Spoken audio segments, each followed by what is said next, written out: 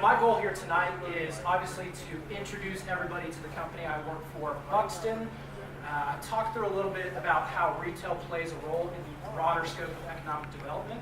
And then obviously provide you all an opportunity to ask me questions about retail. I know you probably have some questions for those folks as well. But to get things started off, to understand the company that I work for, it's really important to understand where we came from as an organization. So we are a consumer analytics company.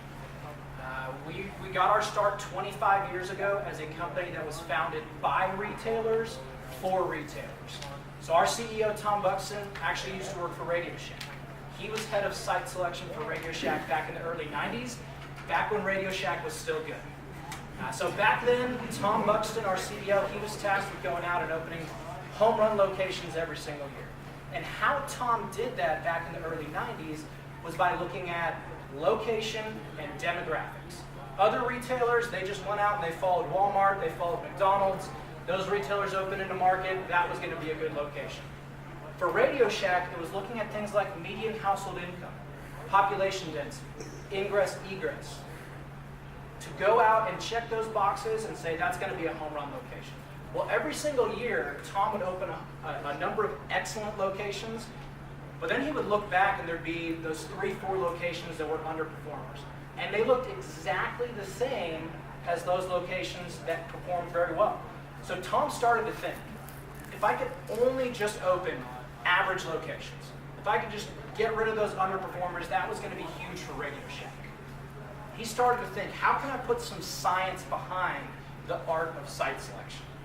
What Tom landed on and what Buxton was founded to do was get retailers to think not location, location, location, but customer, customer, customer.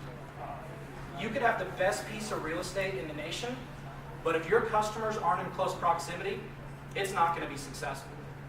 Right? With some of the vacancies that you guys have, if you try to incentivize a retailer, maybe it's Target, maybe it's Marshalls, maybe it's TJ Maxx, and I'm not saying that those retailers aren't a fit, but if their customers aren't in close proximity to that store, they're not going to be successful. Buxton was founded to help our clients to identify who are my best customers, where can I find more, and what value do they have to my brand. So we were originally founded as just a company to work site selection for retailers. Now, 15 years ago, we started working with municipalities, and I'll get into that story here in a moment. We're most well known in local government circles for helping communities to create and implement economic development strategies that are geared towards retail recruitment and business retention. So it's not just going out and cherry picking new retailers to come in and forget about existing businesses. We want to focus in on getting the right mix of retail. We want to focus in on creating net new retail for communities. Now, the position that you guys are in right now,